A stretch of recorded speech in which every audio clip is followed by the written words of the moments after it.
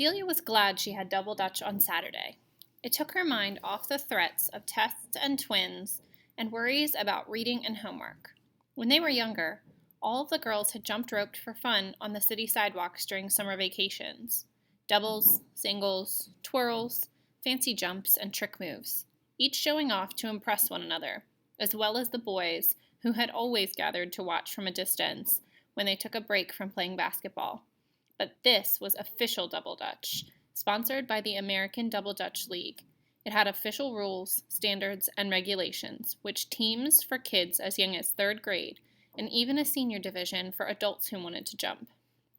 Delia and Yolanda hurried into the gym at the recreation center, where Double Dutch practices and events were held.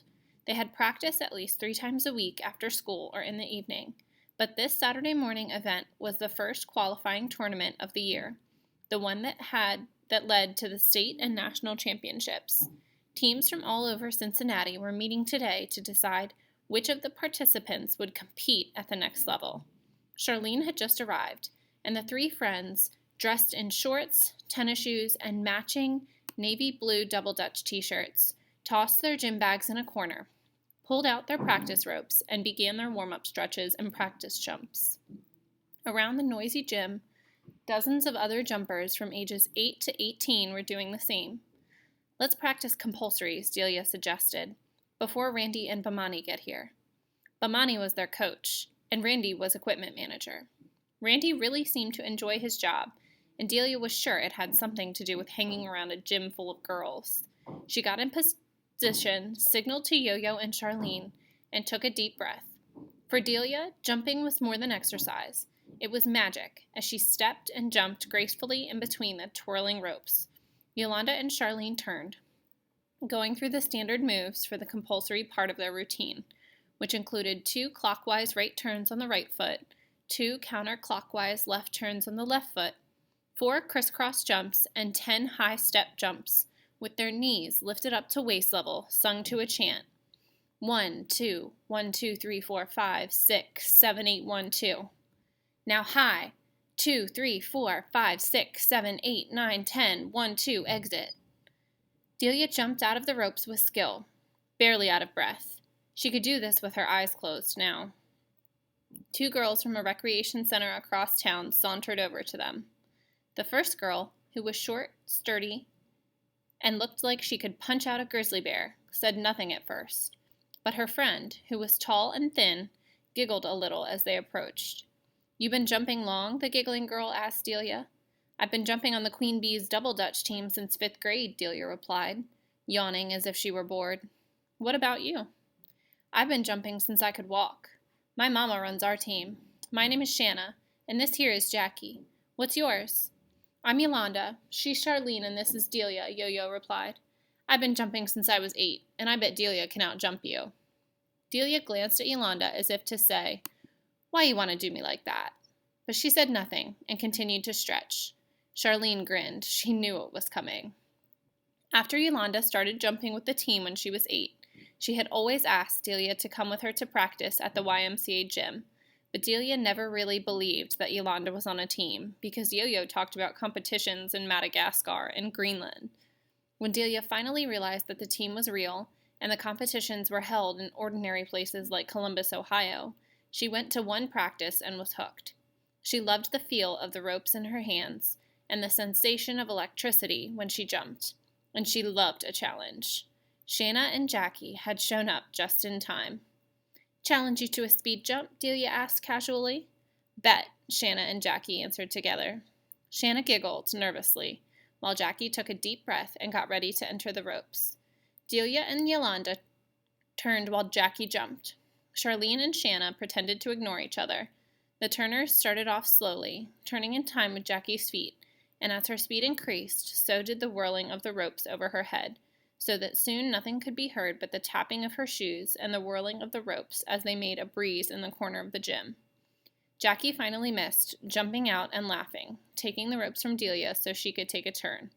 Nobody had really counted the number of jumps, or even timed them.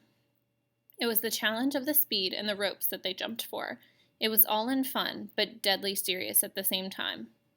Delia missed after just a few jumps, and so did Charlene, but when it was Yolanda's turn, she was jumping so fast and so well that even Shanna and Jackie were cheering for her. When she finally jumped out of the ropes, she said, laughing, "Don't be hatin', girlfriends. You know I'm bad." The 5 girls laughed and chatted as if they were old friends. They all got some water. Then Shanna and Jackie wandered back to the other side of the gym. Delia knew the day would be fun as well as challenging.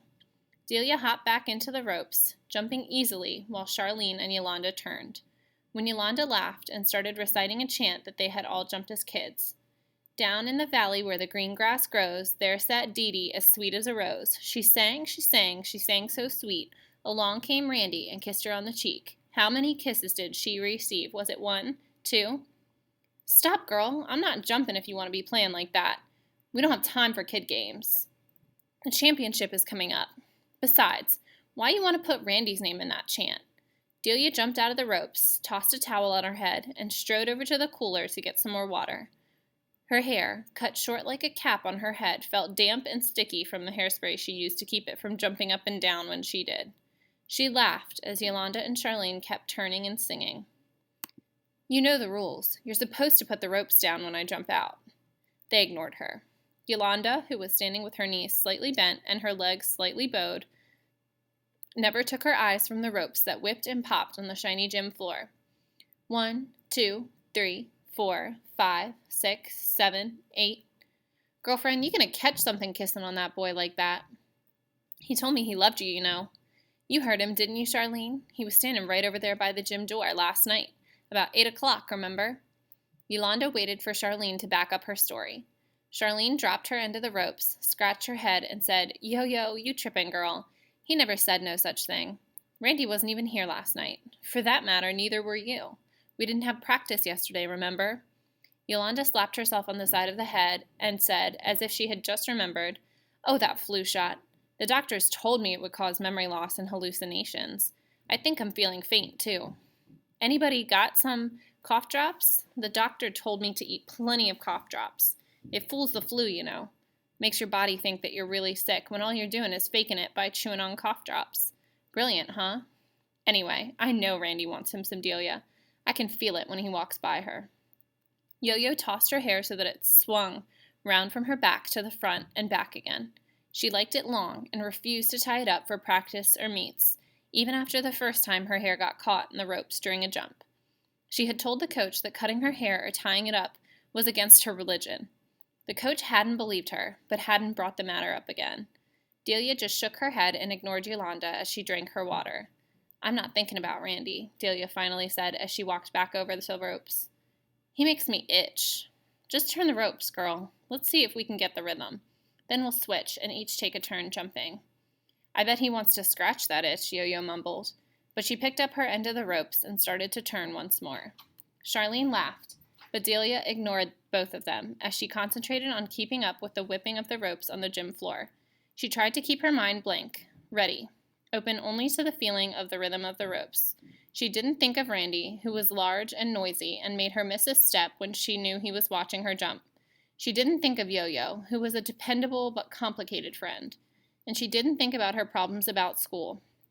Not today. Her feet danced, and her body leaped with delight as she spun to the rhythm of the ropes.